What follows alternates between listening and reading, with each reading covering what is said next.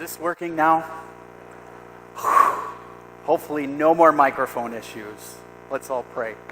All right, hey, it's good to be together tonight. We are in the midst of a worship series. We're in week 2, and the series is called Reclaimed. And we're talking about the table in our lives, in our homes. In every one of our homes is a dining room table. And as we read the stories of Jesus' life, Jesus found himself at a table again and again and again. And what we want to do is talk about how is it we reclaim the table. Because here's what we know about the table in our lives today. It's become rarer and rarer that we sit around a table and enjoy a meal either with our friends or with family. In fact, 20% of all meals that Americans eat, they're eating on the go in their car. Families today eat dinner at home, again, on average across our country, one evening out of every 5. And so we want to reclaim the table because here's what we believe about the meals that are shared at those tables. Those meals are about so much more than food. It was around those tables that Jesus, he gave a picture. He painted a picture of the sort of life and the world that he wanted for his disciples and beyond. So we want to reclaim the table. And to do that, we've got a few things that we introduced last week. A couple of things. What we wanted to challenge you to do is what would it be like for you to imagine if you have family at home to have 3 meals a week, to set yourself a goal of having 3 meals a week at home together where you shut off the TV, you put the phone away, and you eat together. Statistics show that if you have 3 or more meals together a week with your family, you set your kids up to win in life.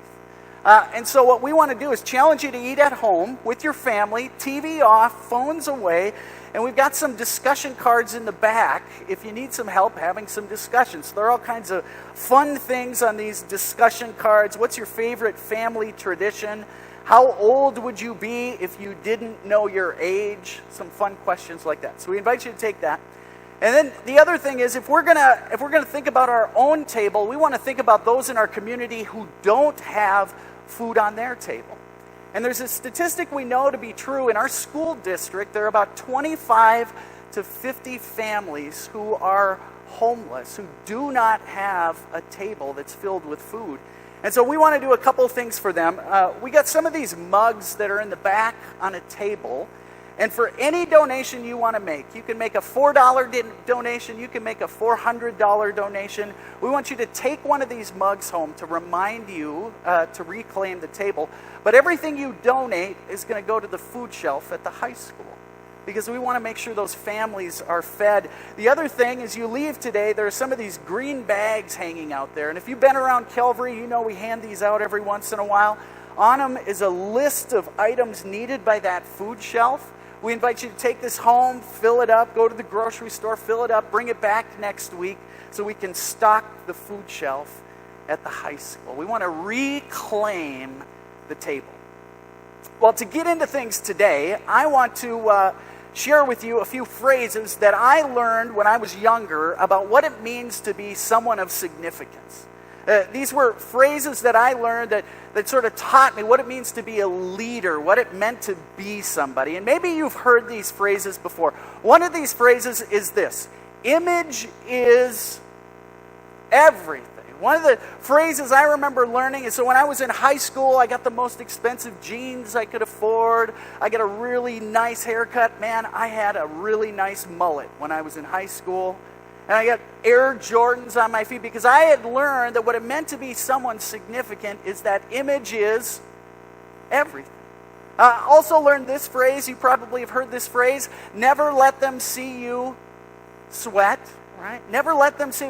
When you're in charge, you never want people to know that inside you're worried, that you're not so certain about what you're doing. Never let them see you sweat.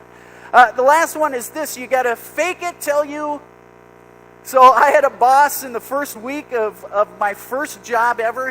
He must have seen that I was looking as though I was totally clueless. He came into my office and he said, "Hans, all you got to do is fake it till you make it." And I thought about these sort of phrases that I learned in my young adulthood, and And I was thinking about those. They all seem to imply that what it means to be somebody of significance, to be a leader, is that you have to carry with you an air of certainty. An air of certainty, as though you have it all together. You've got all the right answers. I think sometimes we have this idea in our world that to be somebody is to be certain about everything all the time. Well, here's the interesting thing. As I look at the ancient world of the Bible that Jesus came into, that's sort of what the religious life was like back in that ancient world. Back in that ancient world, the religious life was sort of all about image being everything. There were rules about who you spent time with, who you didn't, what you ate, what you didn't eat, what you did and what you didn't do. Image was everything. You never wanted to let anybody see you sweat, and so you followed all these rules. There were some 613 rules in the ancient Hebrew Bible. You never wanted to let them see you sweat, and so you'd fake it till you make it. If you had doubts or if you had fears, if you weren't so certain about your faith, you didn't let anybody see it because image was everything. You see, the life of faith in that ancient world was all about a certainty. We know this. We've got this. We're going to get this right. Now, here's what I know. Some of us grew up in churches and in families where the life of faith kind of looked like that a little bit. In churches where certainty was really important, you were asked to memorize a lot of Bible verses. In churches where certainty was really important, I don't know if you remember, I remember this in Sunday school. I got perfect attendance awards. Anybody grow up with that kind of stuff? In churches where certainty is really important, it always seems that there's one way to do things. There's one way to understand who God is. There's one way to worship. And what's interesting in churches and communities of faith like that, they always seem to know that they have it right and everybody else has it wrong. And rather than welcoming, they build walls between themselves and people who might not be believers, walls between themselves and even other Christians, because it's all about certainty. In the Bible, there's a story about a guy named Nicodemus. Would you say Nicodemus? It's just fun to say. And Nicodemus was kind of a muckety-muck. He was someone who was very learned in the law. He knew all about the faith. He was a Pharisee, and he comes to Jesus because he's not so certain anymore. He has some questions, but what's interesting in the Bible, he doesn't come during the day. He comes to Jesus at night because he's got all these questions, and in that ancient world, you never let anybody else see that you had doubt, that you had questions. You never let them see you sweat, if you will, because it was all about certainty. Well, in that ancient world, there was nowhere that this was more on display than at the table. In that ancient world, there were all these rules, all these laws you had to follow in regards to how you were to eat in that ancient religious world. In fact, for example, there were rules about how you were to prepare for a meal. Last week we talked about how there was this sort of ceremonial ritual washing you would do if you were a religious person before you would eat meals. You would take a cup that had two handles on it, and you would pour it twice on your right hand, then you'd pour it twice on your left hand. Unless you were left-handed, then you'd start with your left hand and then go to your right. There were all these rules about how you would prepare for the meal. And then there were rules about who you were to eat with. You would never eat with someone who was sick, who was ill. You'd never eat with a leper because you believed that the uncleanliness they had would make you unclean. You would never eat with someone that you would call a sinner because they're just not right with God. You'd never eat with people who are lame, who have been wounded. A man would never eat in public with a woman. You see, there were all these rules about who you ate with, and then there were rules about what you ate. You could eat cattle, you could eat sheep, you could eat goat, but you can't have pork chops. Right? You can have fish that have scales and fins. You can eat that, but you weren't going to Red Lobster, let me tell you, because there was no shellfish. There were all these rules that were meant to show the world that you were certain. Let me tell you, if you wanted to go out to eat, you just weren't going out to eat on a Friday night. It would make me very depressed because there would be no Zorbas, let me tell you. Because there were all these rules about how to eat and what to eat and when to eat. And they were all on display at the table. You see, here's the thing. The table was all about what? Certainty. All about certainty. Well, here's the thing. Jesus finds himself at a table at the home of a guy named Simon. And Simon was a Pharisee. And the story goes like this. Then Jesus said, the Son of Man came, what? Again and again in the Bible. Jesus is eating and drinking with people. He's sharing meals. And so much so that the people said, here is a glutton and a drunkard. He was eating with people so often, he was drinking with them, that the religious elite called him a drunkard and a glutton. He's a friend of tax collectors and sinners. But the story goes on, when one of the Pharisees being the people who knew the most about the law. They were the learned type. They were the lawyerly type. It was their job to interpret all the rules that people needed to follow. They were the enforcers. So when one of the Pharisees invited Jesus to have dinner with him, he went to the Pharisee's house and he reclined at the table. But then it says a woman in that town who lived a sinful life. Now, sometimes people suggest that maybe she was a prostitute. We don't know that. But she was certainly somebody in that town who had a reputation. And that reputation should have kept her away from Jesus' table. So a woman in that town who lived a sinful life learned that Jesus was eating at the Pharisee's house. So she came there with an alabaster jar of perfume.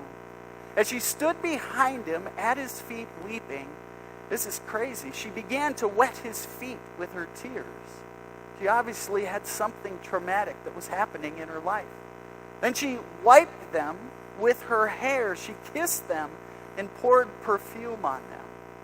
When the Pharisees who had invited him, remember the Pharisees were the keeper of the laws and the rules. When the Pharisee who had invited him saw this, he said to himself, if this man were a prophet, he would know who is touching him and what kind of a woman she is, that she is a sinner. You see, what he was saying is she doesn't belong here. We have rules about these things. We are certain who belongs at the table. Now listen to what Jesus does and what he says. Jesus answered him, Simon, I have something to tell you. Tell me, teacher, he said. 2 people owed money to a certain moneylender. One owed him 500 denarii, and the other 50. Neither of them had money to pay him back. So he forgave the debts of both. Now, together we say, now which of them will love him more?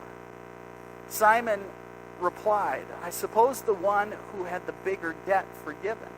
You have judged correctly, Jesus said. You see, here's the interesting thing about what Jesus does. Jesus doesn't answer their question with another law, with another rule, with another command. Instead, Jesus answers them by asking what? A question. Jesus answers their statement by giving them a question. You see, he sort of challenges, if you will, their certainty. There's a picture that Sandy had up here. How many of you had this picture in your house or your grandparents' house growing up? Right. So I had this in my house.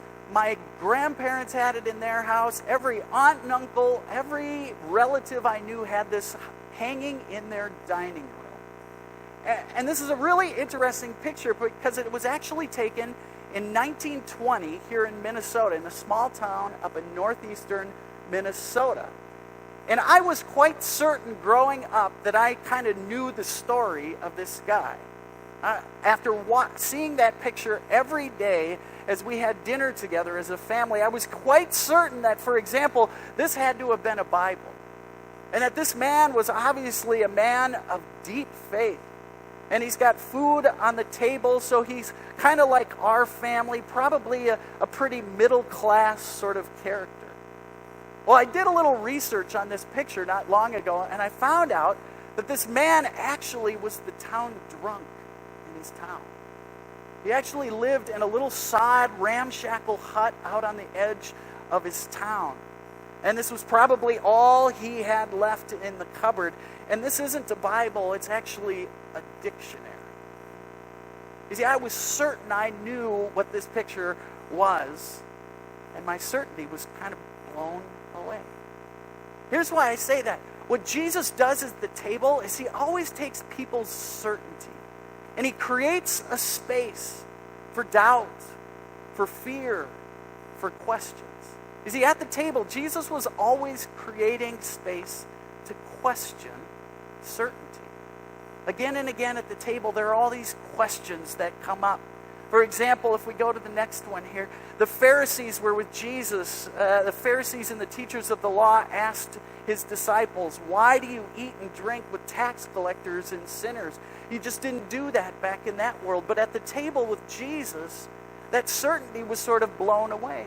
But later in Luke, Jesus said, "Did not the one who made the outside make the inside as well?" He was challenging their belief that it's what's on the outside that matters when it comes to faith. In Luke 14, Jesus asked the lawyers and the Pharisees, "Is it not lawful to cure people on the Sabbath or not?" He was challenging their rules about what you did and didn't do on the Sabbath. And finally, in Luke chapter 22, Jesus said to them, "For who is greater?" The disciples were arguing about what it means to be the greatest. For who is greater, the one who is at the table or the one who serves? You see, it seems to me that Jesus is always creating space, a place to question certainty. Because here's what I think Jesus knows. Jesus knows that we live in a world that's filled with what? Uncertainty. You know that. I know that. I was just on the phone not long ago with my stepmother. And she, about a year ago, quit her job. She quit her job so that she could stay home and be a caregiver for my father. Some of you know this. My father is in the early stages of Alzheimer's. You see, my stepmother knows that we live in a world that's filled with uncertainty. You know this. You know people who have been surprised by a cancer diagnosis. We know that we live in a world that's filled with uncertainty. Some of you maybe recently have retired.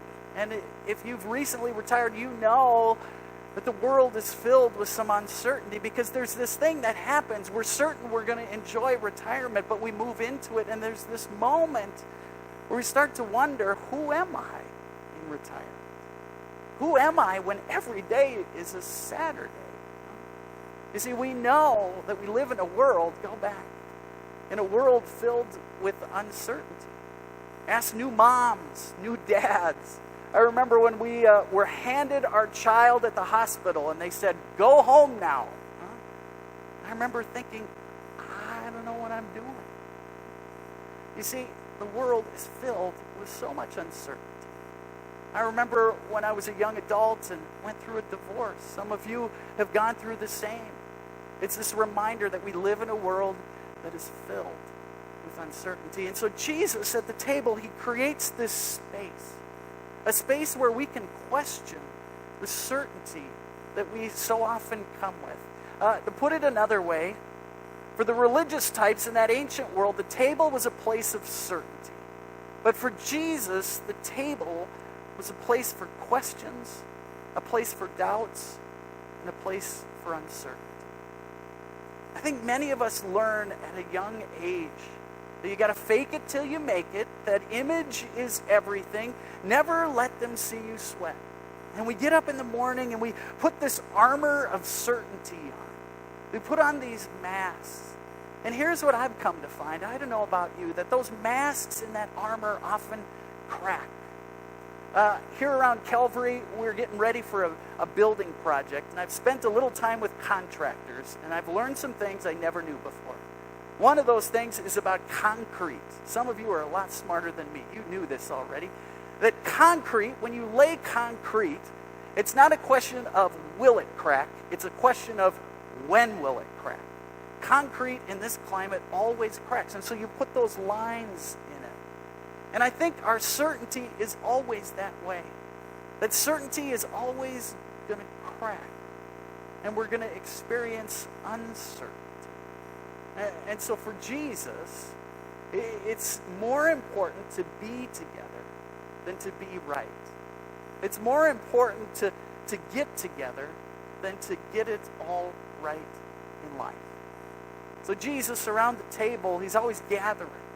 He's gathering with people.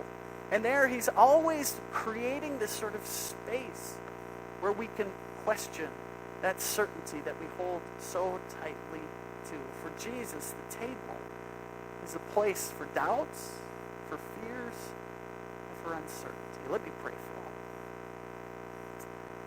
Gracious God, you know in our homes are tables, and around those tables we gather together, and those tables are about something so much more than consuming food. They're places where we listen and we learn. And Jesus, you did something unique with the table way back when. The table had always been a place of certainty. But what you said is, no. When we gather together, this table is a place where I want to create room, a room to challenge certainty, a room for doubts, room for questions. And so God, as we imagine our own tables and our own lives for that matter, remind us that whatever doubts, whatever fears, whatever questions we might have, we always have a seat at your table. We give thanks for this. We pray it all in your name. And all God's people said. This next song is called The